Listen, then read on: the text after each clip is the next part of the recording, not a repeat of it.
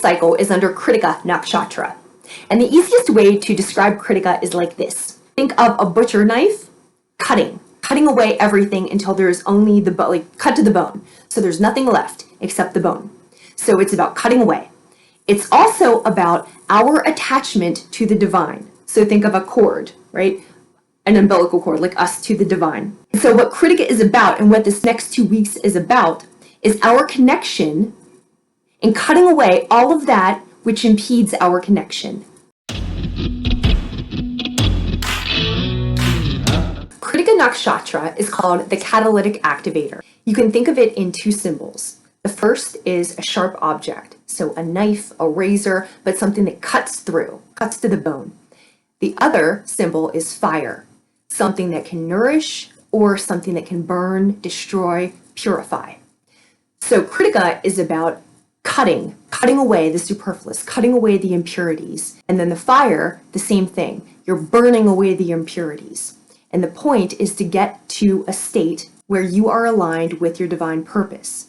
And what makes us not aligned with our divine purpose? First of all, think about when you are in alignment with your divine purpose, when your life does feel right. How do you feel? You feel light, you feel easy, you feel in your flow. And when does it stop feeling like that? When you're overrun by your thoughts, when you're overrun by your emotions. And so Kritika is about cutting those items away and looking at them for real, not in a way that humors you, not in a way that makes you feel nice about it, but looking at things for the critical, harsh reality that they are and cutting away the impurities so that you can return to the state of your divine nature.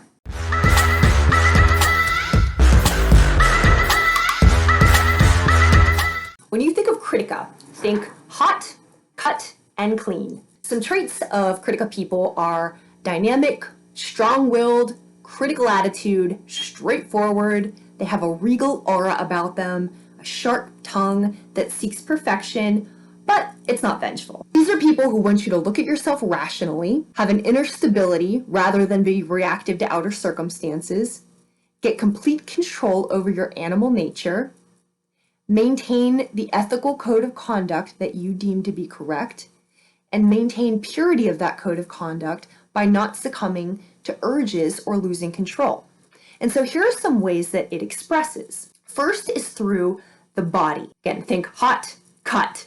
These are Kritika women and men. Clean, Florence Nightingale. Her entire theory of nursing was sanitation. Give the soldiers baths, clean the facilities, create hygiene, have fresh air. And of course, in her time, she encountered men who didn't think that a woman would know how to do this. And a feature that I continue to find in Kritika has to deal with gender expectations, gender roles, and sexuality. So continuing on the theme of clean, Kritika native women talk about their bodies, and they talk about nutrition, and they talk about how in order to have a healthy body, it needs to be clean on the inside. And so they talk about aging, social expectations, what women's bodies look like, how women feel about themselves, and they begin to incorporate this sage like this connection with the higher self. So what the world sees of you versus who you really are. And so this is communicated through how you feel about yourself through your body, how you're seen in society, how women should feel about themselves, how women are made to feel about themselves, and to reorient the way that women feel about themselves in order to reconnect them with their power. So in true Kritika nature, the basis below what's happening on Earth is to connect you with your divine nature. Kritika is about differentiation, and it's about the one that lights the way. Think about a torch, the one who goes first, the one who shows others the way. It's associated with language. Kritika natives invent languages that are used. And the reason that languages are invented by Kritika natives is because they understand, they have the divine knowledge, and they also have the awareness that they have the divine knowledge. And so those languages, those modes of communication that are currently intact in the world won't do for them because they have to go first. They have to light the way. They have to show others the way. And this is what Kritika is about, is having a critical perspective, putting together the realities of situations in ways that other people hadn't seen that reality, and then presenting it to the masses. Kritika is associated with Agni, fire, and Agni has to do with digestion as well, so digestive fire. Think about critical thought. Critical thought is not putting together, when I make these videos, I don't put together things and then put them in a certain order. It can't work like that.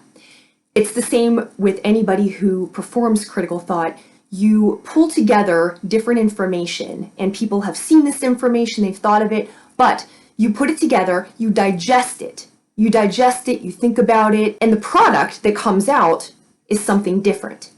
So it's not the sum of what goes into it, but in fact, it's a different product. And that's the way that Kritika works with the Agni, the fire, is that there's a purification. So you're looking at all of these things and you're purifying them, you're cutting them down to their most basic levels and then presenting them to people for other consideration. Now, something about critical thought and something about people who perform critical thought as part of their life path. These are not people who have an easy go at it. These are not popular opinions to have. These are things that don't go over well at a dinner party. But these are things that are the path of Kritika natives. Their job is to show us ourselves in the truest light, to see flaws and shortcomings, but in so doing, we get to know the truth instead of walking in ignorance. So we're walking in light instead of in darkness. There are different ways that people connect with the divine. This can be through art, this can be through verbal language, this can also be through dancing. And Kritika natives are known for their very body-oriented dancing performances. And the function of Kritika to overcome our animal urges is also indicated with the fact that a lot of these natives will have tribal, animal-like themes in their performances. But you'll notice the same qualities here, that these are people who are original in what they're doing. They're not taking their ideas from anybody. People take ideas from them. They are the ones who create the original path. They are the ones who create a new language in whatever it is that they're doing. A really prominent theme is, of course, overcoming one's animal-like nature. And two Kritika Sun natives are Marcus Aurelius, who's known for Stoicism. Stoicism is the idea of a really regimented, harsh life in order to establish discipline. And it's about cutting away the superfluous so that you only focus on what it is that you're doing. Che Guevara talked about when he and others were surviving in the wilderness, when they're cut off from society, and how difficult it was without any of modern comforts, how they began to feel like animals. And it was only through the strictest dedication to what their work was and that mental adherence, that stoicism, that they could retain the elements that made them feel human. So Kritika is about being virtuous in whatever code of conduct you have adopted. And it's about being about your work, focusing on your work, and it's looking at what is in the way of you operating in your divinity. Kritika is associated with the deity Shiva, which gets to the truth by cutting away what is not true. More specifically, the function of this deity is to cut away at the ego, to cut away and always dissolve the ego. Because what is it that's stopping us from understanding what is true and what isn't true? Usually it's our emotional attachment to something. It's our attachment to what we think a family should be. It's our attachment to what we think a work company owes us. It's our attachment to what we think a government should do for us. It's not actually what happens, it's our mental and emotional attachment to what we think should be. And so Kritika cuts away what should be, so we're looking at only the stark reality of what is. And this is the work of Emil Durkheim, Vladimir Lenin, Max Weber. They are theorists who cut apart and stratify our concepts of society. And when you look at the strata objectively, without emotional attachment, you begin to see something different. So that leads us to people who then begin to live revolutionary lives. And what are considered revolutionary lives are the people who have looked at societies critically, and so Kritika becomes associated with this critical thought and also with this revolutionary thought.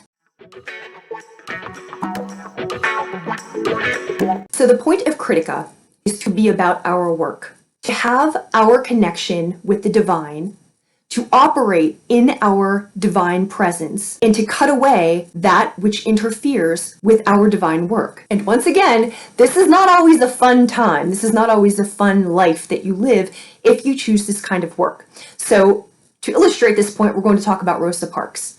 We see nice pictures of Rosa Parks, and she looks like a nice lady who decided to sit on the bus because she was tired after work. That's what the public was sold. However, that's not the reality of what this story is. The reality of this story is that she was a civil rights activist who went through years of nonviolent training because this is what the society looked like. This is what was awaiting her on the streets. And yet she persevered through that. She was not the first person who was selected. There are stories about this. The other Rosa Parks had a child but didn't have a husband, and at the time that was considered something that would have taken the media off track. So that couldn't have been the right person because they needed somebody who was essentially flawless in their life, and Rosa Parks better fit the bill. But when she sat down on the bus, that was planned, that had been planned. The attorney who would take it over had planned it. The boycott was already, like all of that infrastructure was already set up, very, very Kritika. Who was in place, all of the structures in place, why each person was in the position that they were, because they could contribute to that work in the best way possible. So everything was very, very carefully done, very carefully orchestrated, first thing. So it wasn't an accident when she sat down. The second thing is, she didn't know if anything was even going to come of that. What she did know is that there were going to be personal consequences, because there are always personal consequences to this kind of work. When you're doing something important in the world, she could have been somebody who was put in jail and just lost her job, and that would have been the end of it. What's not known about Rosa Parks is that after she didn't give up her seat, is that she lost her job. Her husband lost his job, cut off. They had to leave Montgomery, they went to Detroit, and for the next 30 years until they died, neither one of them ever had steady employment again.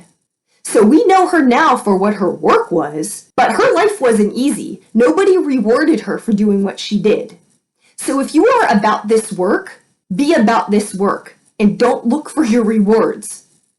Be like the sun person, be like the Kritika. That's the message. Don't look for your rewards. They're not coming on this earth. If you're doing important spiritual work, that's not necessarily socially valued work. That's not something that people are going to like, that's necessarily comfortable for them to hear. The issues that she was fighting for in the 60s are still very prevalent today. And even watching this video, I'm curious how many people are having reactions just to hearing me say this. But these attitudes are still alive and well. So my point, she didn't know if she was just going to be one more woman who got arrested and then for the rest of her life suffer consequences for having stood up and for having taken the action that she did. She had no idea what was going to happen, just like you have no idea what's going to happen. So are you about your work or are you not about your work? That's what this energy needs you to look at. What is going on? What are the mental and emotional blocks that are interfering with your divine connection, that are interfering with your ability to do your divine work? That's what this energy is asking you to look at. And whatever shouldn't be there any longer, it's asking you to look very closely at that and burn away or cut off what no longer belongs there. Virgos, Sun, Moon, and Rising. This new moon Kritika energy is taking place in your 8th house. The 8th house is kind of a cool place for this to be happening, because 8th house has to do with your legacy. It has to do with things that you share. So shared resources, shared emotion, intimacy, secrets. 8th house is kind of underground stuff. It also has to do with inheritances, big money. It also has to do with debt. It also has to do with legacy. So sex, death, legacy, transformation. These are all 8th house things. And what the Kritika energy is asking you to do is look at, what are you sharing? What mark are you leaving on the world? What is your legacy? And this can be your legacy in the world. This can also be your legacy to your community. This can be your legacy to your children, to your family. But what are you sharing? And the place for you to look for deception is your 6th house. And so your 6th house is how you spend your days, how you spend your energy in the day. This has to do with coworkers, your schedule, your routines, but like all the stuff you do on a regular basis. So if you're looking at 8th house, like what you are contributing and what your work is, what your legacy is, what you're sharing with people, your 6th house is not necessarily going to reinforce that. In fact, that's where your Neptune is right now. So when you're being clear on how you're contributing, what you're contributing, and what needs to be cut or purified in the way that you can contribute, transform, become who you are so that you can do what you're supposed to be doing in this world and walk in the way that has that pure connection to divinity, so you can embody that divine spark. Don't look for reinforcement in your 6th house. In fact, maybe watch your 6th house for how it's trying to deceive you. Because Neptune is there, so that is, things are definitely unclear. So maybe what you're doing in your 6th house, it's like what you're doing in your daily routines or who you are talking to on a daily basis, they're not going to help your decision. They're actually going to cloud your decision. It's going to make it more confusing because they don't know what you're talking about. And if you're thinking about consulting other people, but also you look at what you're doing. And if you're looking and you're saying, well, my daily routines don't affect what I'm leaving in the world, critically examine that. Because it can work in a couple different ways. Socially, we are taught, I think media-wise, world-wise, we're taught that unless we have a great suit on and we're driving a beautiful car and we're on television or something, that like, unless you have a big position in your day-to-day routines, and unless there's a big show about it, that you're not really contributing, that it doesn't really matter what you do. And that isn't the case. Especially in a spiritual sense, that isn't the case. In terms of your transformation and the mark you leave on the world, the legacy that you leave, that's very often determined by what you do on a daily basis in your 6th house. So that's a spiritual understanding. That's not a worldly understanding, because a worldly understanding will tell you that the stuff you're doing on a daily basis is tedious and not important. But check out the last video on Swati, because you're looking at 6th house stuff. But the things that you do and the things that you pay attention to and the devotional way in which you approach 6th house things certainly has an effect on your spirituality, because spirituality is being devoted. And in terms of the Kritika energy, being devoted, it's the same thing about being stoic, about not being attached to the emotions, like not being attached to the emotions that are attached to the mundane of the 6th house, because you're thinking it's insignificant because you've been told it's insignificant. It's not insignificant, but your mind believes it is because you've been told that, right? So that's something to sever, that's something to cut loose, because the things that you do on a daily basis matter in your transformation. So we're back to the 8th house now, right? Your transformation takes place on a daily basis by the small, tedious things that you do, because those demonstrate the kind of person that you are. So when you're thinking about what your legacy looks like, and you're thinking about what mark are you leaving on the world, what is it that you're sharing with other people, it's not something to talk about with others, but do pay attention to what's going on in your 6th house, because you are possibly deluding yourself that the things you do every day don't matter, when in fact, they really, really do. And it's just the attachment, it's just the idea that they don't matter is what's impeding you. So that is a good thing right now to burn away, because what you do on a daily basis does matter.